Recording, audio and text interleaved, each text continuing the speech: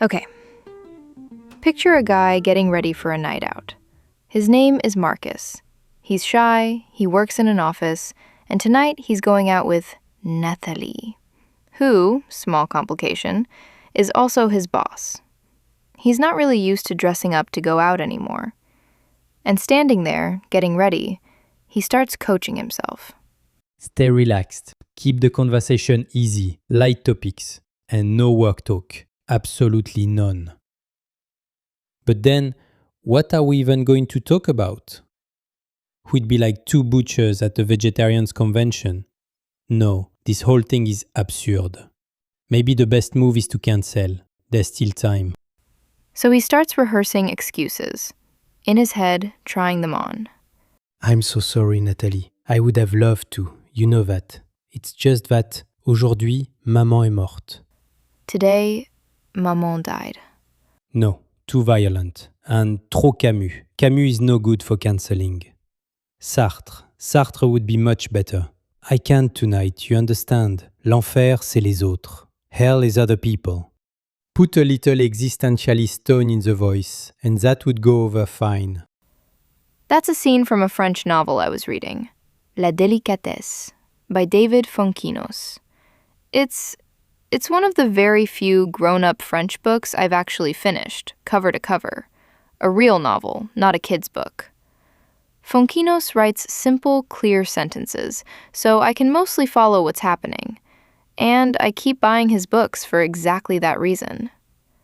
So there I was, deep in an actual French novel, following everything for once, and then this scene.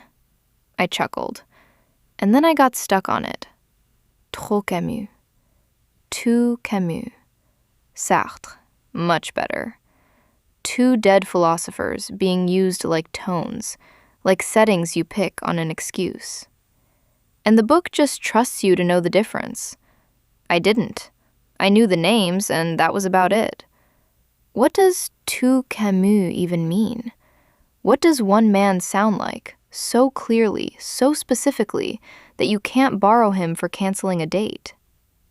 I Googled Camus, and that search ended eventually with me buying a book. A book I still haven't read. Here's the thing about that first excuse Marcus tried. Aujourd'hui, maman est morte. He didn't invent that line. It's the opening line of L'Étranger, Camus' most famous novel. Maybe the most famous first line in all of French literature. That's the book I ended up buying. It's on my bookshelf right now. Unread. But even before I bought it, while I was still Googling Camus, one word kept showing up in everything written about this book.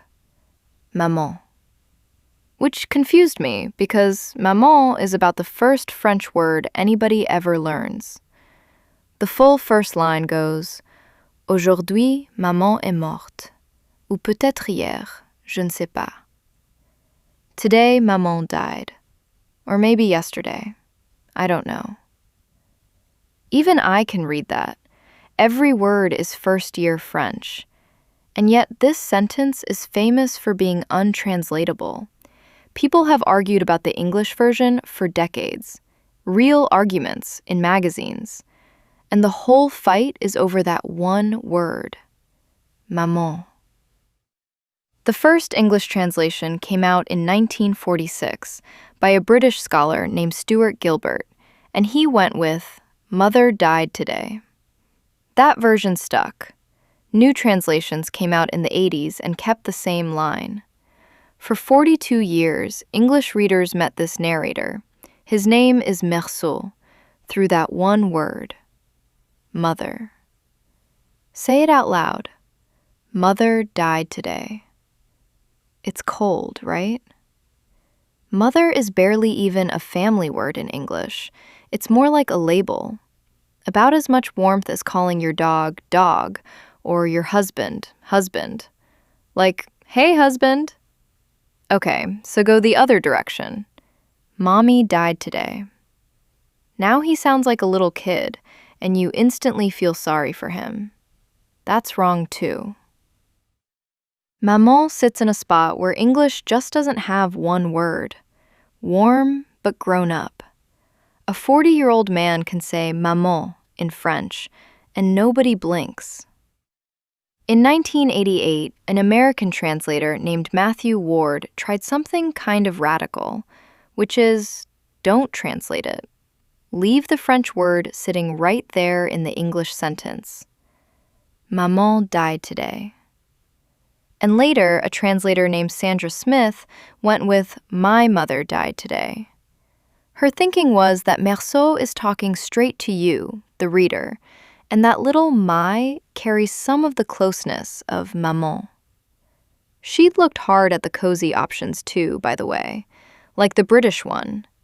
In the UK, people call their mother mum, and it's a warm word, familiar, a little dear. That's actually not far from what maman does in French. But here was her problem. One translation has to work for the UK and the US, and to an American ear, mum just sounds British. So mum was out. And for the same reason, the American mom was out too. Her fix for the rest of the book is mama. It's close to the sound of maman, and it works on both sides of the Atlantic. So, 80 years of English readers and no winner, just choices. And here's why one word matters this much. Whatever you pick, it's the very first thing you ever learn about this man. Pick mother, and he's cold before anything has happened. Mommy makes him pitiful. Go with maman, and now he's a little bit foreign. The story hasn't even started, and the translation has already made up your mind about him. Turns out, that's exactly what the whole book is about. Camus said so himself, actually. Years after the book came out, he wrote a preface for it, and in that preface, he summed up his own novel in one line. He said, "In our society, any man who does not weep at his mother's funeral runs the risk of being sentenced to death." Sit with that one for a second. Not crying at a funeral and a death sentence. Those two things should not belong in the same sentence, and Camus puts them together like it's obvious. But that really is the story, more or less. Meursault's mother dies. He goes to the funeral. And at the funeral, he doesn't cry. No tears, no breaking down, nothing the people around him can look at and recognize as mourning. Then, sometime later, on a beach, he kills a man. And even after that, he seems the same, flat, unchanged. Everyone around him keeps waiting for the feelings to show up, the normal ones, the expected ones, and they never do. So people judge him. And the way Camus frames it, once Meursault is on trial, the funeral ends up weighing about as much as the crime. Camus' explanation for all this is simple and kind of chilling. Meursault is condemned, he says, because he doesn't play the game. And the game isn't about facts. Camus says Meursault refuses to lie, but listen to what he counts as lying. Lying isn't just saying things that are false. Lying, for Camus, is also saying more than is true, expressing more than you feel. And when you think about it, we do that all day long. You know, the "so good to see you," the "I'm devastated," the little upgrades we give our feelings so they fit the occasion. Meursault won't do it, at all. He won't fake a tear, he won't perform grief on demand. Not at the funeral, not at the trial, not even to save his own life. And with that, Trop Camus starts to sound like something more specific than gloomy. It's a social scene. Everyone in the room knows the script. There's a thing you're supposed to say, a face you're supposed to make, and one person just doesn't supply it. Maybe he can't. Maybe he won't. Either way, the whole room notices. Which is why Marcus was right, actually. You can't cancel a date with that. Too heavy, too strange. Trop Camus. Now, there's one more word that kept coming up with Camus, everywhere I looked. l'absurde, the absurd. And I'd always assumed that was one of those philosophy words I was never going to actually understand. Something abstract, something for people who read philosophy for fun. But the way Camus explains it, it's a work week. That's it. He describes an ordinary working life, and it goes like this. You get up. You take the tramway to the office. You work your 4 hours. You eat lunch. You work 4 more hours. Dinner, sleep. And then, Monday, Tuesday, Wednesday, Thursday, Friday. All on the same rhythm. Get up, tramway, work, eat, sleep. Most of the time you don't even notice. You just keep going. The routine kind of carries you. And then Camus says, one day, for no particular reason, in the middle of all that, a question shows up. He literally calls it le pourquoi, the why. Why am I doing this? What is all of this for?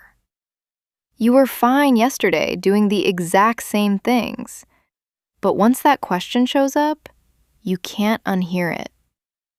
That moment, right there, an ordinary Tuesday where the routine suddenly looks strange to you, that's what Camus calls the absurd. That's the whole thing. Not fog, not black coffee and cigarettes.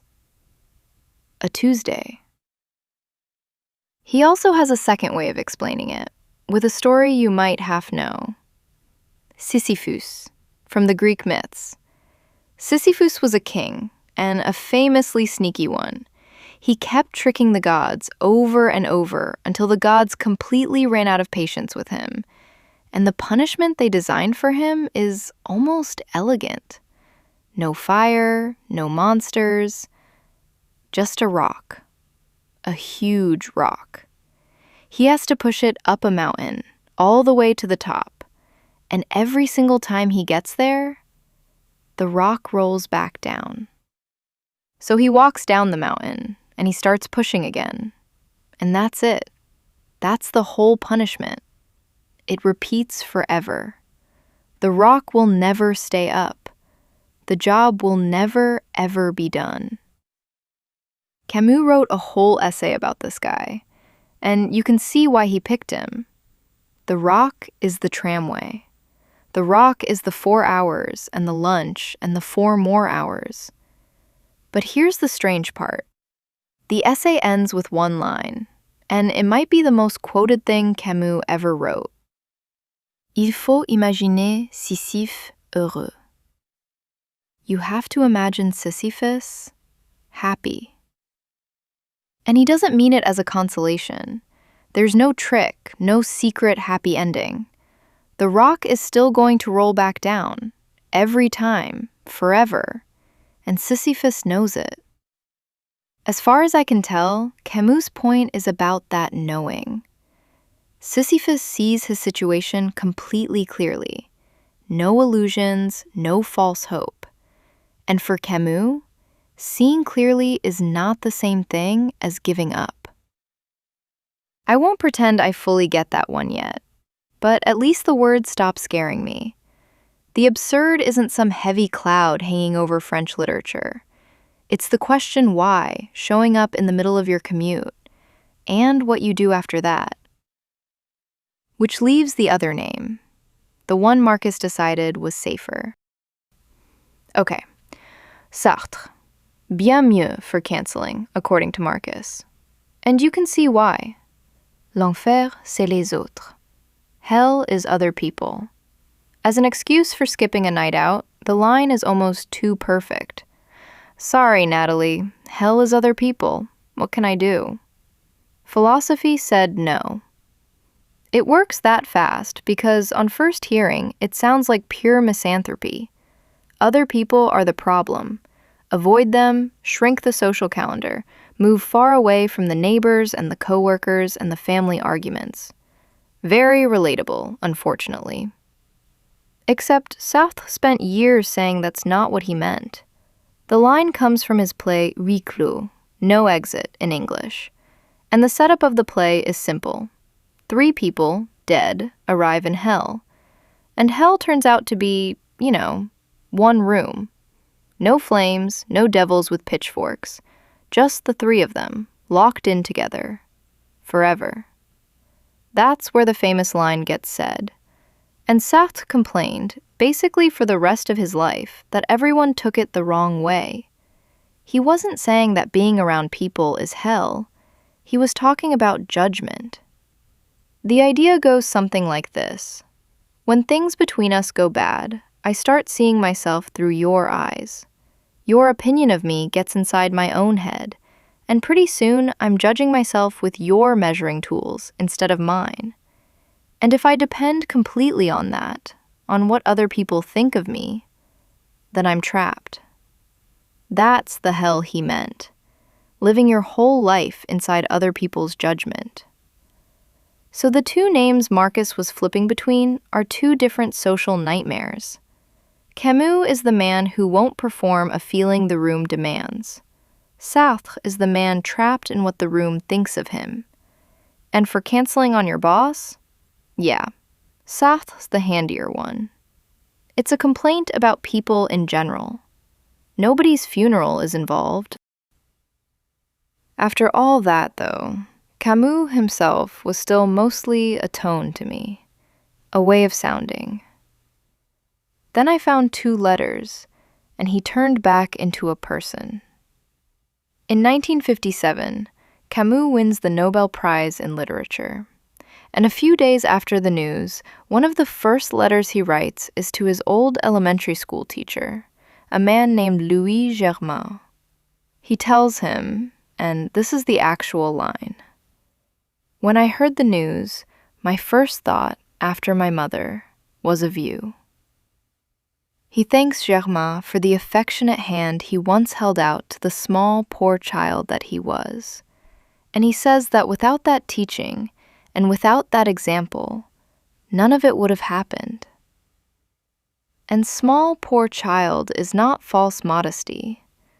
Camus grew up in Bellecour, a working-class neighborhood of Algiers, in an apartment with no electricity and no running water. The toilets were out on the landing, shared with 2 other apartments. From a home like that, the way forward ran through exactly 1 door. School. Germain was the teacher standing at that door, pushing him toward a scholarship.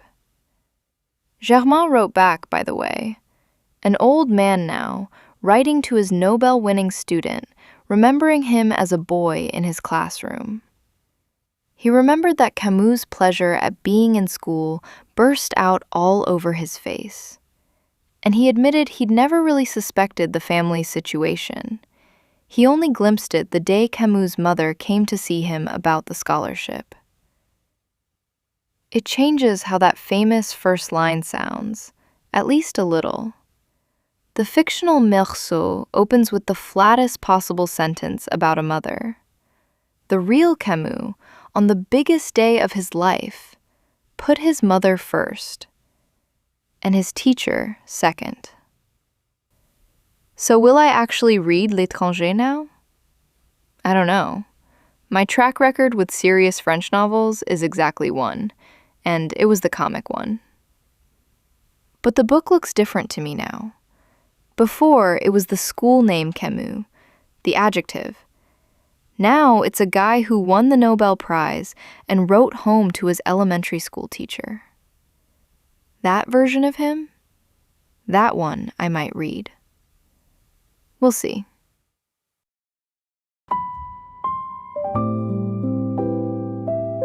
Et voilà, à la prochaine fois.